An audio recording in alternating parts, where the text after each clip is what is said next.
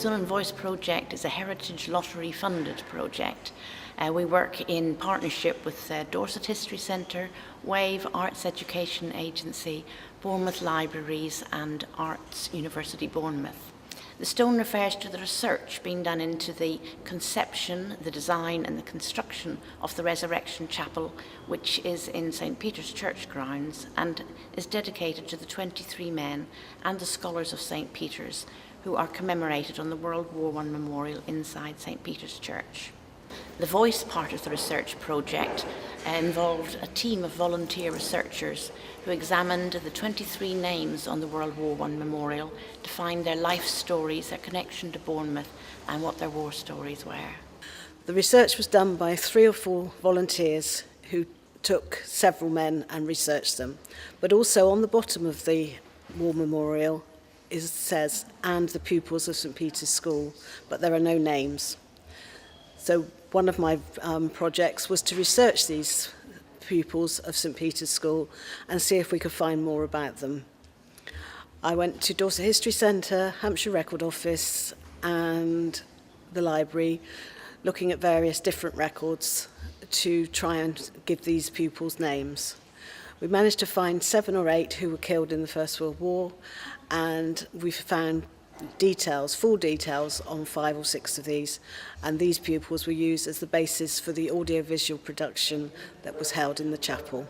The research and documents are now forming part of a resource pack that Dorset History Centre have produced for schools and any other organisation that wants to use them.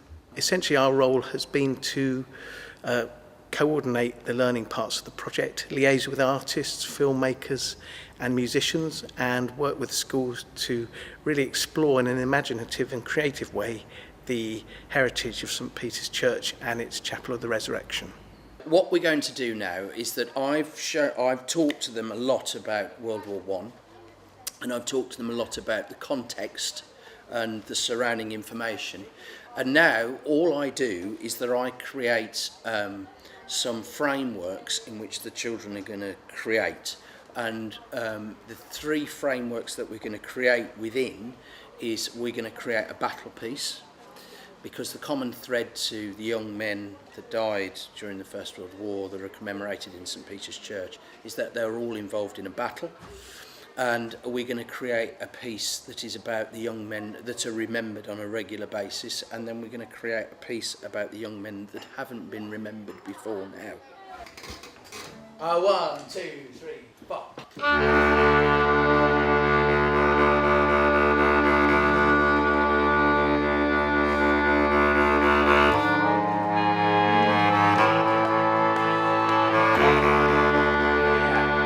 Guitars, when next time round.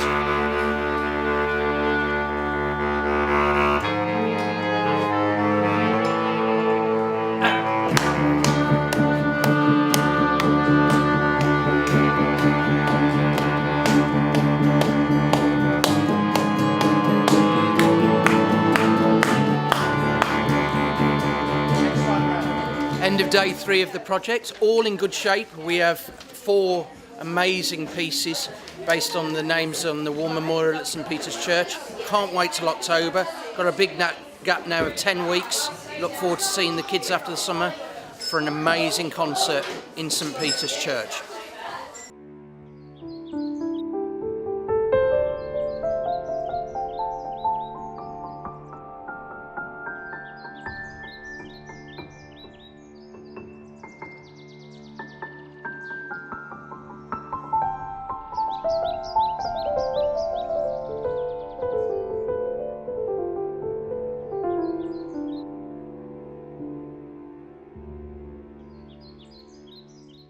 Looking at World War I, but specifically the scholars of St. Peter's Church commemorated in the Resurrection Chapel.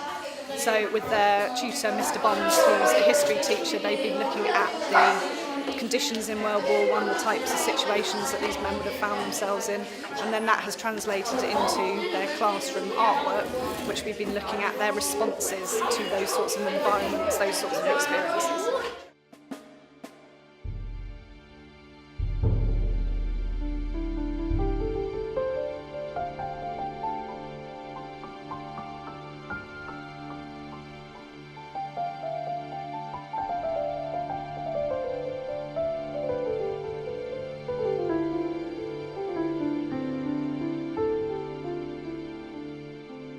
I think it's really good for them to see how learning can span across many different subjects and how it's maybe not just about sitting in the classroom and seeing images on the screen and talking about it, but it's actually asking them to actually respond to it in a visual way, so learning to create a visual language that can help them express how they feel about learning about these terrible situations, because it must be so difficult for them to understand what that's like, because it's a long time ago and you can't imagine what those conditions must have been like. I've learned a lot about World War One.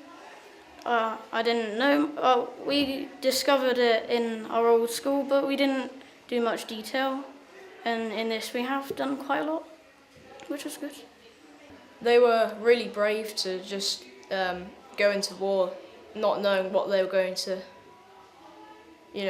what was going to happen to them. So.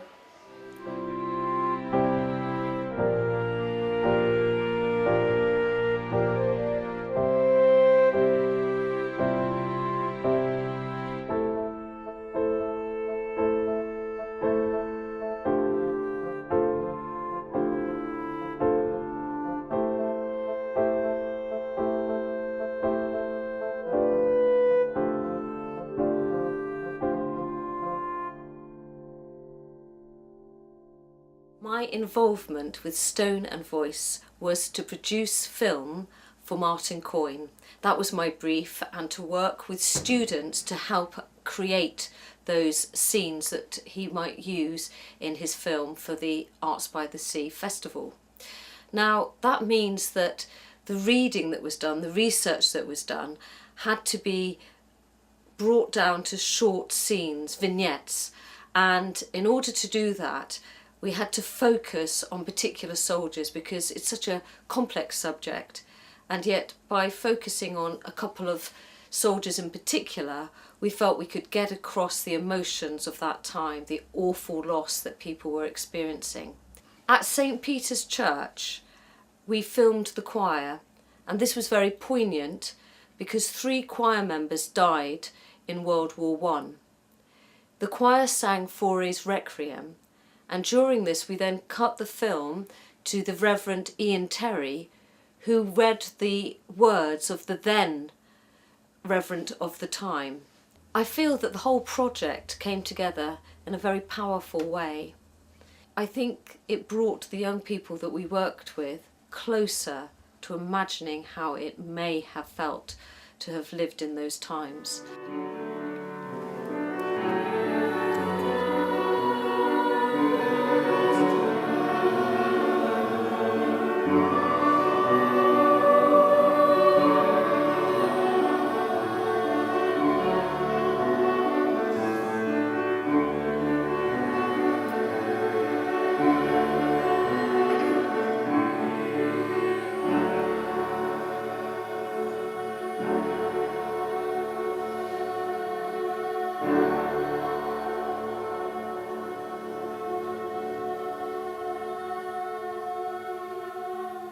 Myself, I was given quite a specific brief about 4 soldiers who had, for some reason or other, not been included in certain records, and it was to sort of like investigate their involvement with the war and their involvement in St. Peter's and make a film commemorating that. And they basically dramatised the life of a teacher who taught at St. Peter's School called Charles Southwick, and we took those elements and put them together.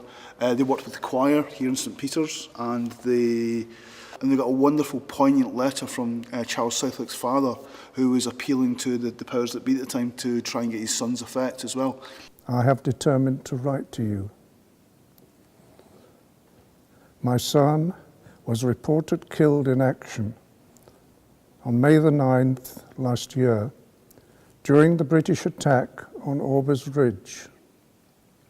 So we pieced all these bits together in a meaningful way, and then we got assets from the schools. I think it was Bournemouth School for Boys were involved, mainly in their art department, and they wrote letters, postcards, putting themselves in the place of soldiers in the First World War, and they made collages as well and made artwork, and we digitised all that and pieced that together into the film and put it together in this sort of like huge sort of like filmic montage, which has been shown in the Little Resurrection Chapel over there. It's about 25 minutes long.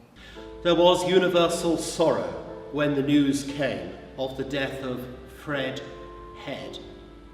Corporal F.G.A. Head of the 2nd 18th London Irish Rifles, who fell gallantly while charging the German lines near Passchendaele on Monday, November the 5th. Lionel's body was recovered and reburied in Cabernet Rouge Cemetery, Souchez, north of Arras. He behaved with great gallantry. It was a brave soldier's death. One of his comrades wrote, "We were all very sorry to lose him. He was very popular with the fellows of his platoon." Lionel received the 15-star, Victory and British medals, which were sent to his mother.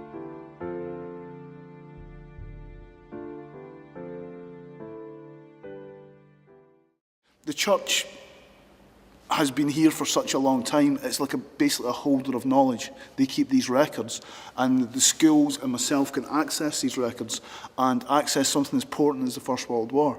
And I think it's important that people of my age and people of a younger age, school children, look at the First World War. Europe changed overnight with this war, and to go back and appreciate this through the eyes of local people is a wonderful thing.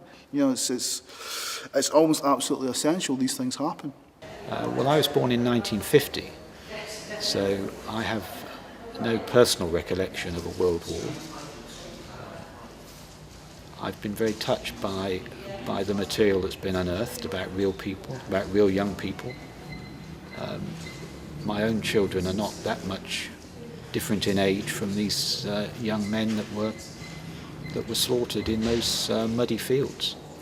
I don't think it should ever be forgotten, either the First or Second World War. We've been a long time now without a world war, though of course there are still wars and soldiers dying, but they should never be forgotten.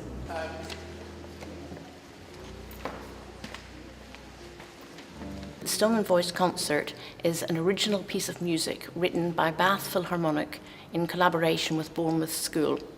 And this piece of music is all about the men who go to war, and it gives the voice to those men. And the second movement will give voice to those men.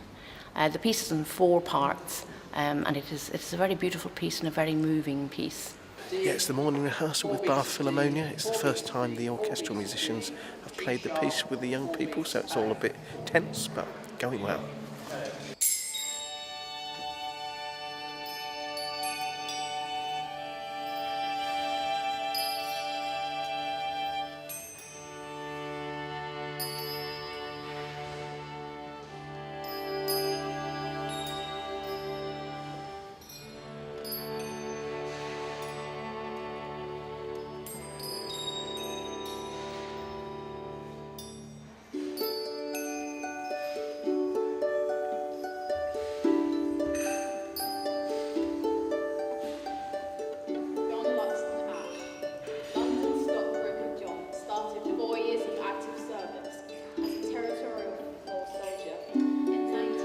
No, just leave it. It went really well, actually, yeah. We got all our songs done, we know them all. And yeah, it sounds really, really good, so looking forward to it. I brought great-uncle Henry John's picture, lost at Mons, no known grave. And that's him as he is in the, what they call working dress. This is in his ceremonial dress. I'm an alto. Yeah, I'm alto too, and so we're all singing together to perform for a Requiem, which is great. I think it's really important that stuff like this happens. Some of this, it's really emotional but very beautiful at the same time. The music's really stunning, I think. Yeah, it's really emotional. Yeah. Well, it's a great experience, definitely, because I haven't really had much experience with performing with professional musicians, which is amazing because their skill is amazing. Yeah. It's about all of the people in World War I who weren't as remembered through all of their sacrifices in the First World War. Excited, but a bit nervous as well.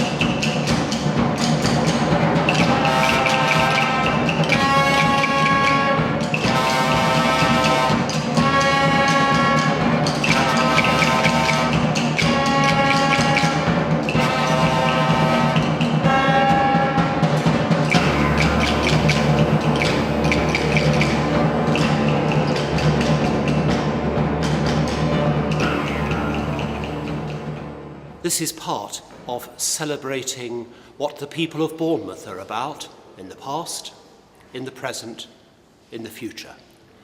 And so Sound and Voice has been an absolutely fantastic first part of the wider St Peter's Church development project, which will work in partnerships with the Arts University and Bournemouth University, the library, the council, the Rotary clubs, the nightclub chaplaincy, the youth project, everybody who's about the well-being of the community we shall work with so that we can make the common good of Bournemouth absolutely fantastic.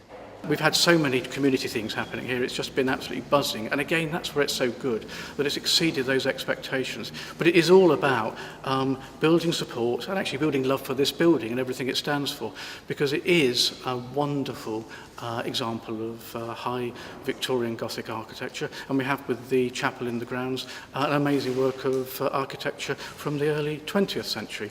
But we have a building that needs to be improved, to be restored, but likewise the stories that it tells in terms of the literary and music associations, and again the architecture. So we're looking to improve heating, lighting, interpretation centre.